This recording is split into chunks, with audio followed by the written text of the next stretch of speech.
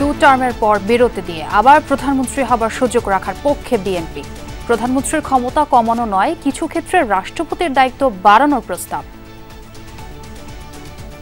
Not more than 2 consecutive terms একজন ব্যক্তি প্রধানমন্ত্রী হতে পারবেন না, তারপরে একবার গ্যাপ দিয়ে তার পরবর্তীতে যদি ফ্রি ফেয়ার ইলেকশনের মাধ্যমে যদি সেই পার্টি আবার মেজরিটি পায়, তারা কাকে নির্বাচিত করবেন সেটা অপশন ফ্রি থাকা উচিত।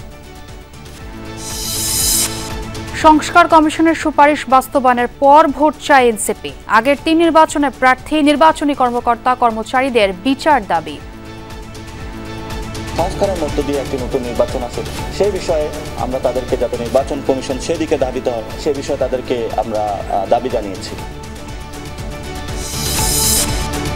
প্রাইম এশিয়ার শিক্ষার্থী জাহিদুল হত্যাকাণ্ডের সিসিটিভি ফুটেজ দেখে চলছে তদন্ত। বৈষম্য বিরোধীদের দায়ী করলেন মির্জা ফখরুল। জরুরি ভিত্তিতে রোহিঙ্গা সংকট মোকাবেলায় একনেকে নতুন প্রকল্প অনুমোদন।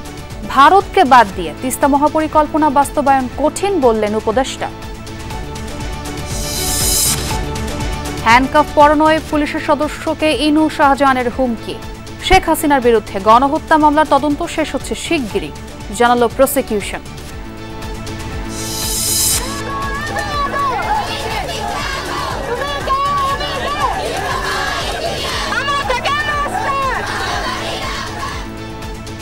পঞ্চম দিনের মতো দেশব্যাপী আন্দোলন। পলিটেকনিক শিক্ষার্থীদের 48 ঘন্টার মধ্যে দাবি না মানলে ঢাকামুখী লং মার্চ। দিনাজপুরে ভবেশ চন্দ্রের মৃত্যুর ঘটনায় মামলার প্রস্তুতি। প্রকৃত কারণ জানতে চায় পরিবার। সাম্প্রদায়িক ইস্যু টেনে আনার অপচেষ্টার নিন্দা।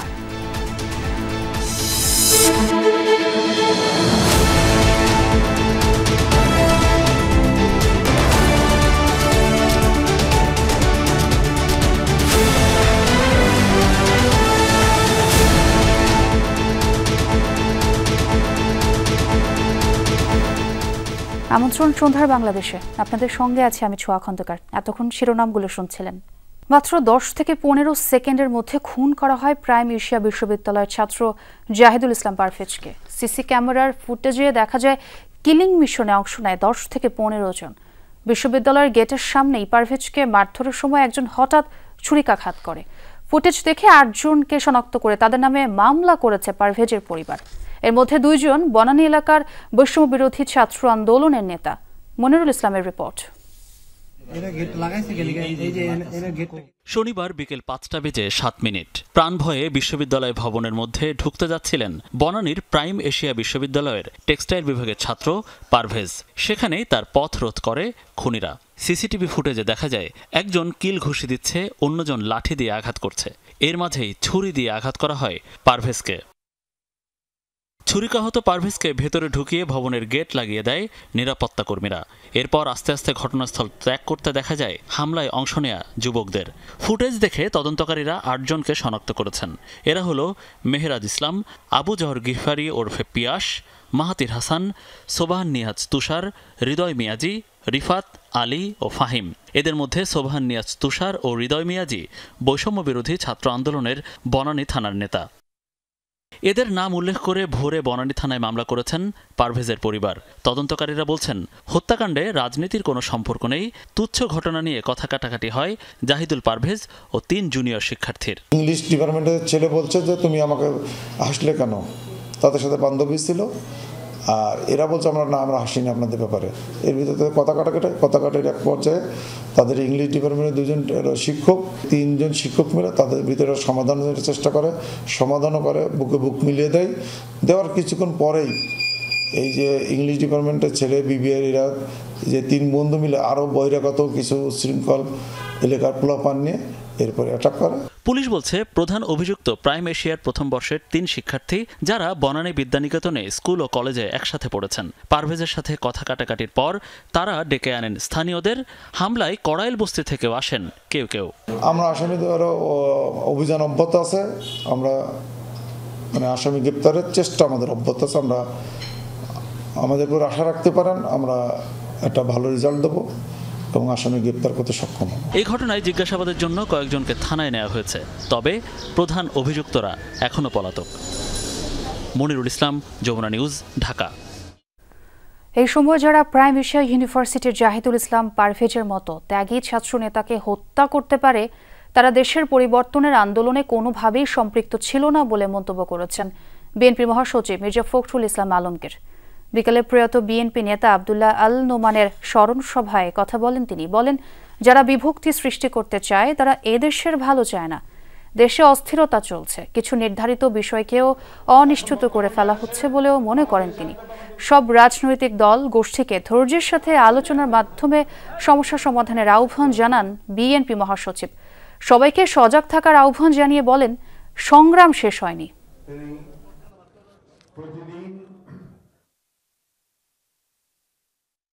আমাদের একজন ছাত্র নেতা, ছাত্রদল কর্মী, প্রাইম এশিয়া বিশ্ববিদ্যালয়ের মোহাম্মদ জাহিদুল ইসলাম পারভেজ, তাকে হত্যা করা হয়েছে। যারা এই সময়ে একজন ত্যাগী ছাত্র নেতাকে হত্যা করতে পারে, তারা নিঃসন্দেহেই বাংলাদেশের এই পরিবর্তনের আন্দোলনের সঙ্গে তারা কোনো মতেই সংযুক্ত ছিল না। এদিকে শিক্ষার্থী হত্যার ঘটনায় ছাত্রদলের অভিযোগকে ঘৃণ্য মিথ্যাচার উল্লেখ করে এর তীব্র নিন্দা জানিয়েছে বৈষম্যবিরোধী ছাত্র আন্দোলন। ভোরে সংগঠনটির ভেরিফাইড ফেসবুক পেজ থেকে বিষয়ে পোস্ট করা হয়। অভিযোগ, কোনো প্রমাণ ছাড়াই সংগঠনের সোবহান, নিয়াজ, তুষার এবং হৃদয় মিয়াজির নাম জড়িয়ে ফেসবুকে সব ট্রায়াল চালানো হচ্ছে। এতে নিরাপত্তাহীনতায় ভুগছেন তারা। দাবি করা হয়, সিসি ক্যামেরার ফুটেজ এবং প্রত্যক্ষদর্শীদের বরাতেও তুষার ও হৃদয় সম্পৃক্ততার প্রমাণ মেলেনি। আইনশৃঙ্খলা বাহিনীকে পুরো ঘটনা তদন্তের অনুরোধ জানায় বৈষম্যবিরোধী ছাত্র আন্দোলন। রোহিঙ্গাদের জন্য নতুন অনুদান দিয়েছে বিশ্বব্যাংক। এটি নিয়ে উদ্বাস্তু জনগোষ্ঠীর ভরণ পোষণের চাপ কমানো যাবে চলতি বছরের শেষ পর্যন্ত। এরপর কি হবে তা নিয়ে চিন্তিত সরকার। পরিকল্পনা উপদেষ্টার মতে, যুক্তরাষ্ট্রের নতুন সরকারের উপর নির্ভর করছে অনেক কিছু। একনেক সভার ওই ব্রিফিংয়ে তিনি আরও জানান, আলোচনাতেই আটকে আছে তিস্তা মহাপরিকল্পনা। প্রায় 14 লাখ রোহিঙ্গা ভরণ পোষণের চাপ সামলাচ্ছে বাংলাদেশ। সম্প্রতি ইউএসএআইডি ফান্ড বন্ধ করে দিলে বন্ধ হয়ে যায় অনেক প্রকল্প, এনজিওর কার্যক্রম। এতে বিপাকে পড়ে পালিয়ে আসা বাস্তুচ্যুতরা, বেকায়দায় পড়ে বাংলাদেশ সরকারও। যথেষ্ট হবে না, সেটা হলো একদম। রোববার জাতীয় অর্থনৈতিক পরিষদের নির্বাহী কমিটি একনেক সভায় জানা গেল, রোহিঙ্গাদের জন্য নতুন অনুদান দিয়েছে বিশ্বব্যাংক। এর সুবাদে প্রায় 2,500 কোটি টাকার নতুন প্রকল্প হাতে নিয়েছে সরকার। প্রশ্ন হচ্ছে, এসব প্রকল্পের মেয়াদ শেষ হলে কি হবে? ভালো প্রকল্প, অনুদান বিশ্বব্যাংকের, কিন্তু মুশকিল হলো যে 2 বছর এটা তো শেষ হয়ে যাবে ডিসেম্বর 25-এ। যুক্তরাষ্ট্রের এখনকার যেই নতুন ট্রাম্প অ্যাডমিনিস্ট্রেশনের পলিসি, তাতে করে আমরা রোহিঙ্গাদের এই যে অনুদান আমাদের প্রয়োজন হয়, এটা ভবিষ্যতে কীভাবে বা ইউএনওর মাধ্যমেও আমরা কতটুকু সেটা পেতে পারি। একনেক সভায় সর্বোচ্চ 13,500 কোটি টাকা বরাদ্দ পায় চট্টগ্রাম বন্দরের বে টার্মিনাল প্রকল্প। এর আওতায় তৈরি হবে নতুন টার্মিনাল আর পোতাশ্রয়। সরাসরি বড় জাহাজ ফেরাতে খনন হবে কর্ণফুলী নদীর টানেলও। পরে পিপিপির আওতায় ছেড়ে দেওয়া হবে প্রথম 2টি টার্মিনাল। টার্মিনাল 1 হবে সিঙ্গাপুরের এন্টারপ্রাইজ অফ সিঙ্গাপুর বলে একটা কোম্পানি আছে, তারা এখনই আমাদের সাথে যোগাযোগ করছে। ওরা করবে। আর টার্মিনাল 2 করবে সংযুক্ত আমিরাত বলে, ইউএই, সংযুক্ত আমিরাতের এদের নাম হলো ডিপি ওয়ার্ল্ড। এ সময় সাংবাদিকদের প্রশ্ন ছিল তিস্তা প্রকল্প নিয়ে। উপদেষ্টার জবাব, চীন একটি নকশা দিয়েছে, এরপর আর কথা এগোয়নি। তিস্তা প্রকল্প যেই পানি আসে ভারতের সহযোগিতা ছাড়া, এটা আসলে কি হবে? সত্যিকার আমরা যতটুকু পানি পাই সেটার পূর্ণ ব্যবহার কিভাবে করতে পারি, জলাধার কিছু নির্মাণ করা যায় কিনা, কিছু পানি আটকে রাখা যায় কিনা, এটার পূর্ণাঙ্গ কোনো পরিকল্পনা এখনো তৈরি হয়নি। একনেক সভায় 24,247 কোটি টাকা ব্যয়ে 16টি প্রকল্প অনুমোদন দেওয়া হয়। তৌহিদ হোসেন, যমুনা নিউজ, ঢাকা। সংস্কার সুপারিশ নিয়ে ঐকমত্য কমিশনের সাথে বিএনপির দ্বিতীয় দিনের বৈঠকেও চূড়ান্ত বোঝাপড়া হয়নি। মঙ্গলবার হবে আরেক দফা বৈঠক।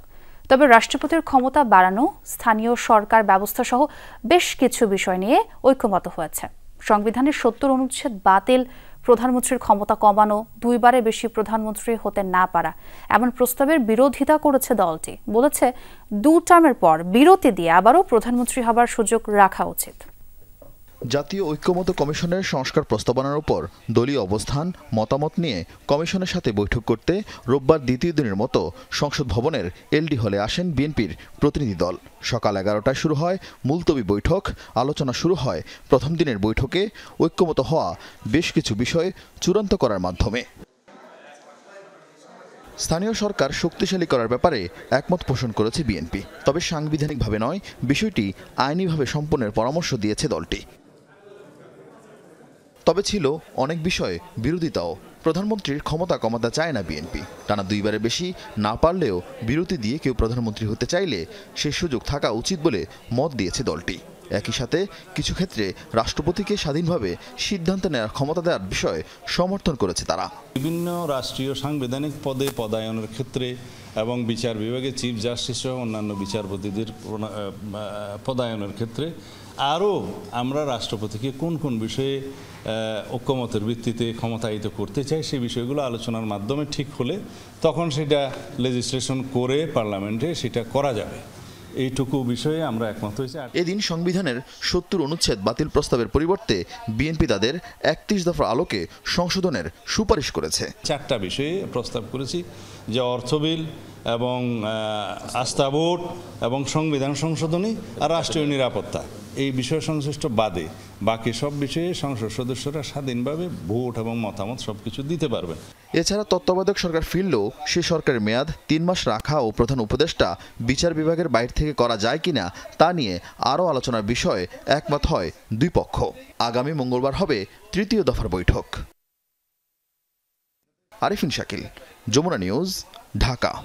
যে কোনো মুহূর্তে শেখ হাসিনার জুলাই আগস্ট গণহত্যার তদন্ত শেষ হবে জানিয়েছেন চিফ প্রসিকিউটর তাজুল ইসলাম। তিনি আরও জানান, প্রায় 200 গুমের সাথে সাবেক প্রধানমন্ত্রী ও সাবেক সেনা কর্মকর্তা জিয়াউল আহসানের জড়িত থাকার প্রমাণ হাতে পেয়েছে প্রসিকিউশন। তবে এদিন ট্রাইব্যুনালের এজলাসে উঠে আসে আসামিদের হ্যান্ডকাপ বিতর্ক। রোববার সকাল 10টা কড়া নিরাপত্তার মধ্য দিয়ে আওয়ামী লীগের সাবেক এমপি, মন্ত্রী, উপদেষ্টা, সচিব সহ 19 জনকে আনা হয় আন্তর্জাতিক অপরাধ ট্রাইব্যুনালে। আদালতে হাজির করার সময় সাবেক মন্ত্রী শাহজাহান খান গণমাধ্যমের সামনে কথা বলার চেষ্টা করেন।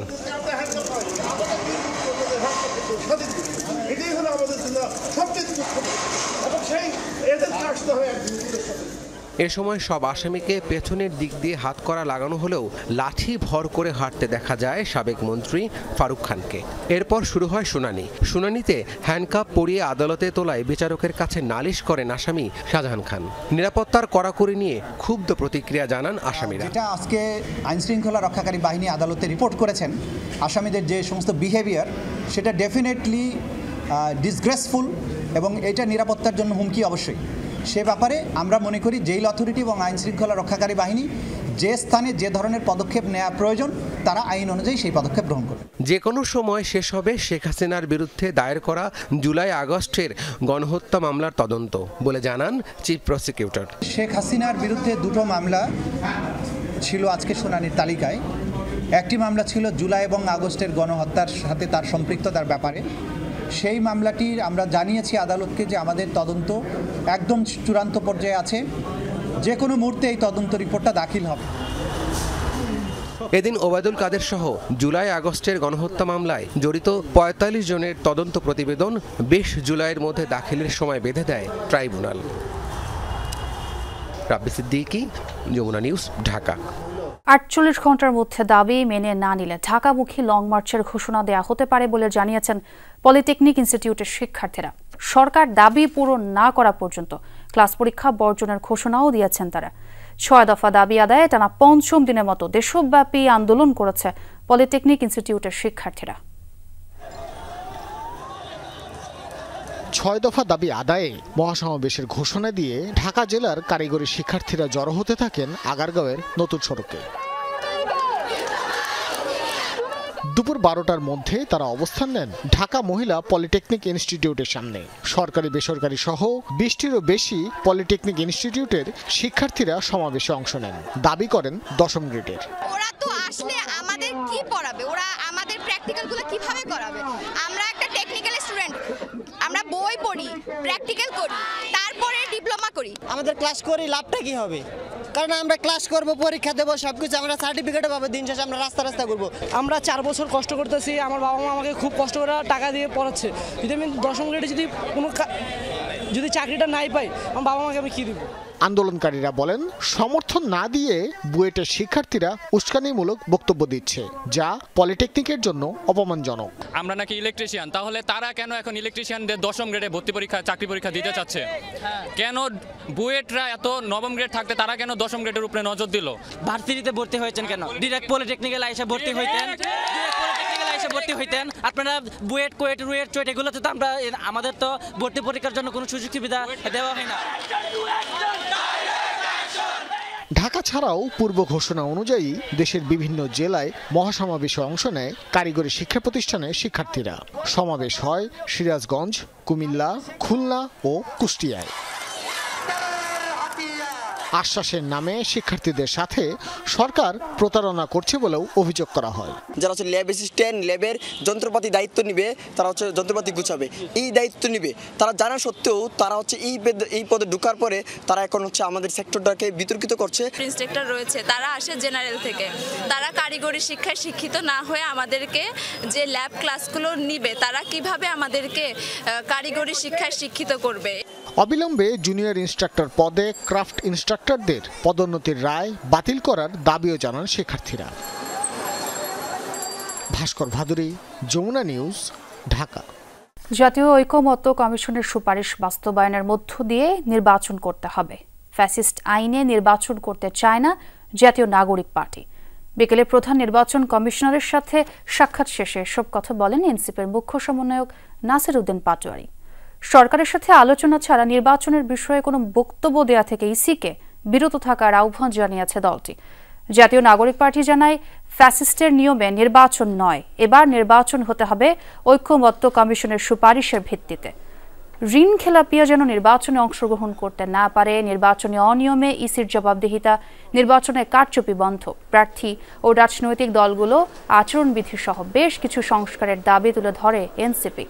তাদের আবেদনের প্রেক্ষিতে রাজনৈতিক দল নিবন্ধনের সময় 22 মে পর্যন্ত বাড়িয়েছে ইসি।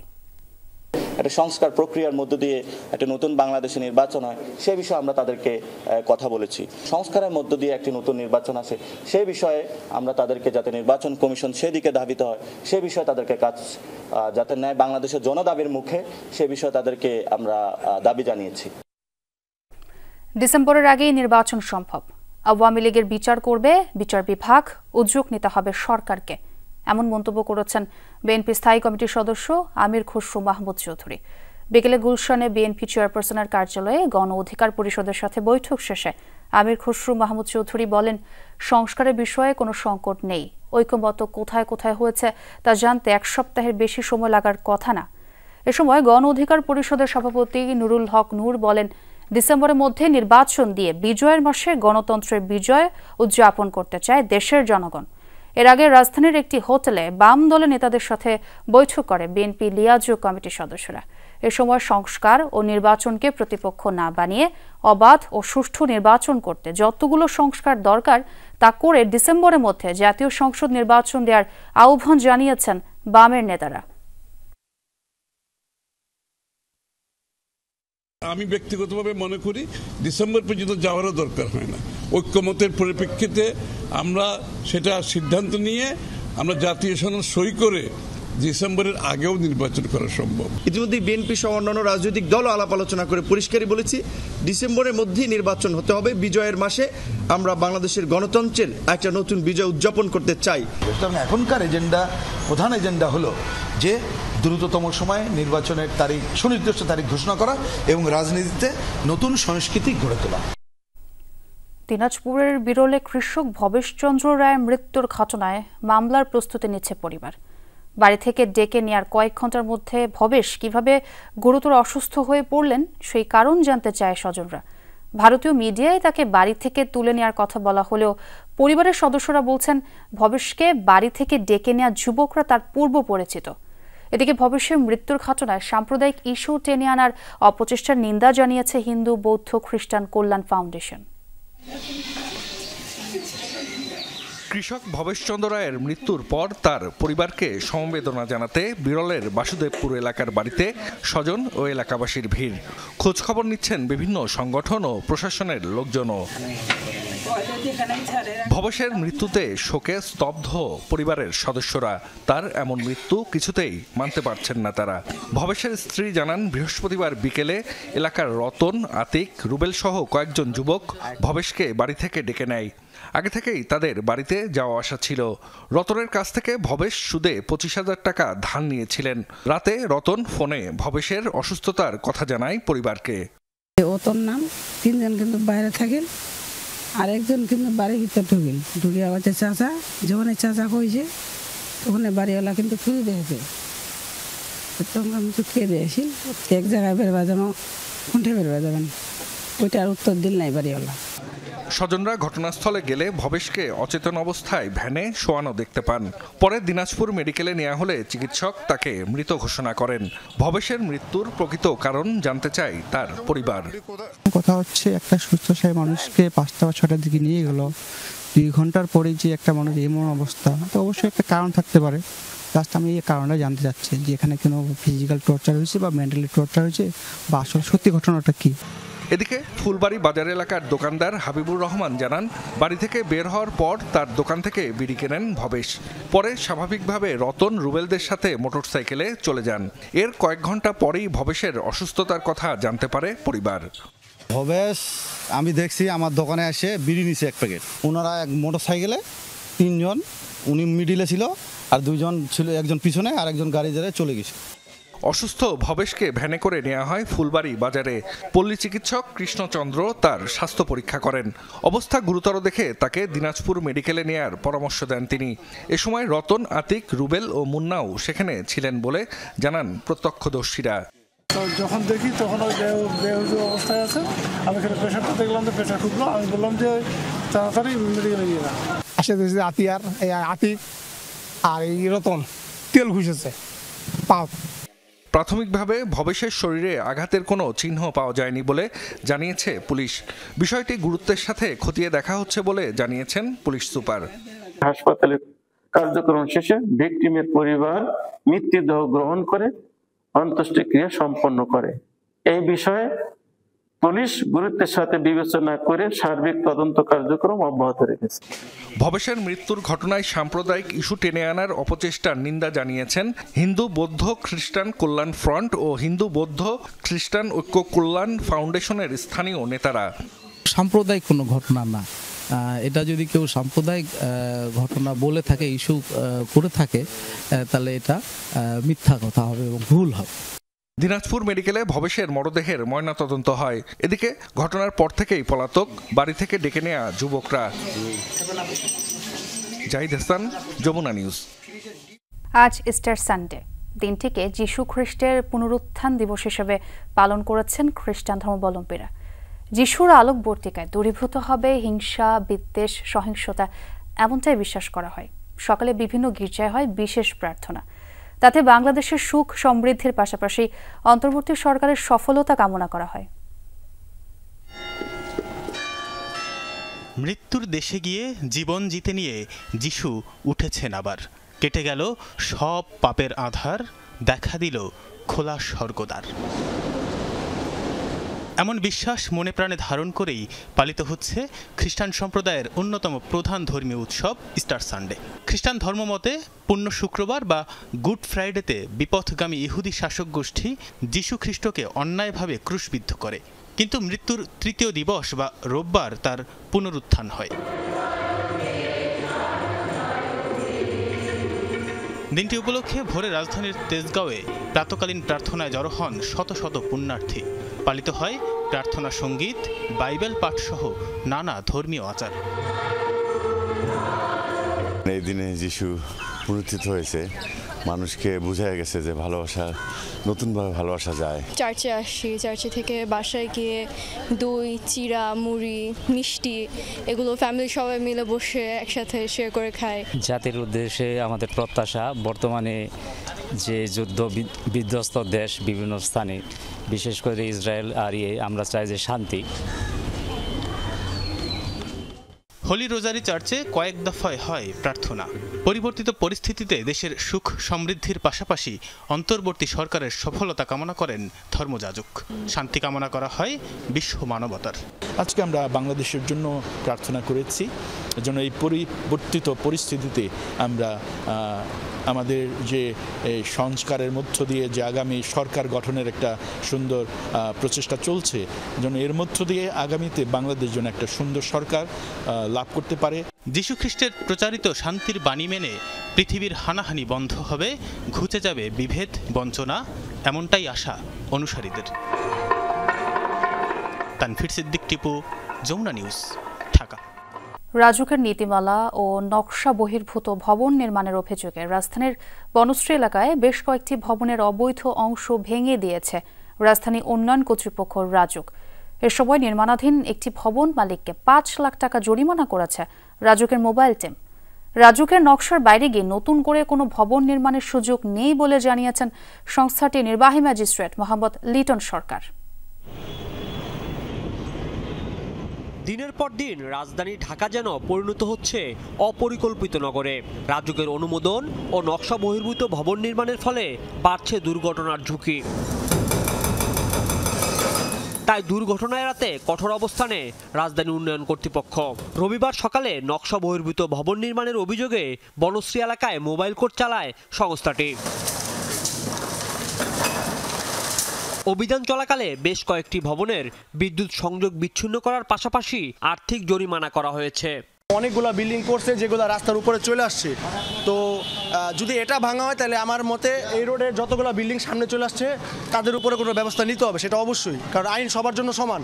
রাজুকের আইন অনুযায়ী আমরা বেশি রাস্তার দিকে থেকে বেশি রাখার কথা ছিলাম না। রাজুকের বাইরে ভাইলেশন করে 1.5-2 ফিট কলম আমরা রাস্তার দিকে নিয়ে আসছি, আর ওই নকশা অনুযায়ী করলে তো রাজুক আইসা এনে কথা বলতে পারতো না, মানে আমাদের ফল দেখেই তো কথা বলতে হবে। তারা যখন বাড়িটা করতেছে সিটি কর্পোরেশনের রোড সুদ্ধা ভেঙে ফেলছে।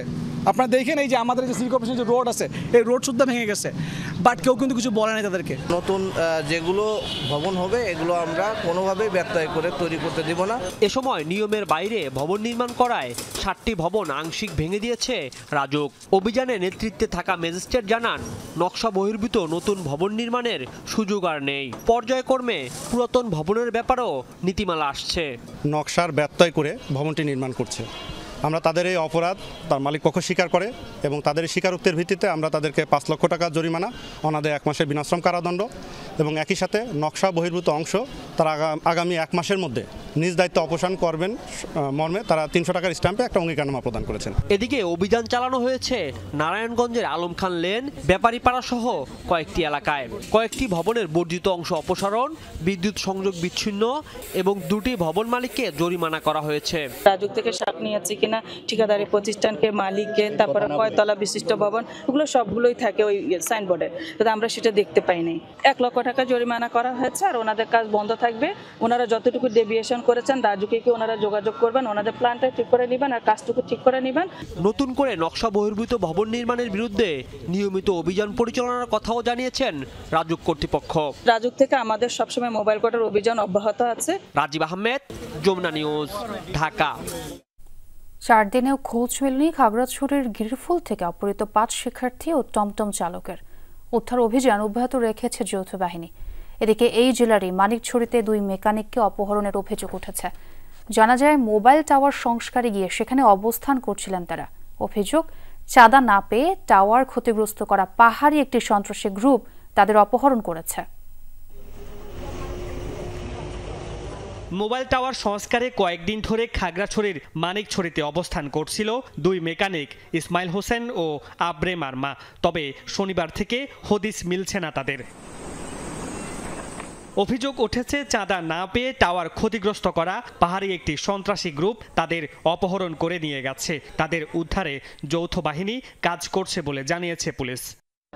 সেখানে কাজ করতে গেছে, কাউকে না জানায়, কোনো কারোর সহযোগিতা না নিয়ে, না পুলিশের সহযোগিতা না সেনাবাহিনীর সহযোগিতা, তারা নিজেরা গেছে। তাদেরকে শুনছে যে নাকি নিয়ে গেছে তারা। পাহাড়ি সংগঠন এগুলো হয় সাধারণত চাঁদাবাজি বা এইসব কারণে। এদিকে খাগড়াছড়ির গিরিফুল থেকেই অপহৃত চট্টগ্রাম বিশ্ববিদ্যালয়ের 5 শিক্ষার্থীর খোঁজ নেই 4 দিনেও। তাদের উদ্ধারেও অব্যাহত আছে যৌথ বাহিনীর অভিযান।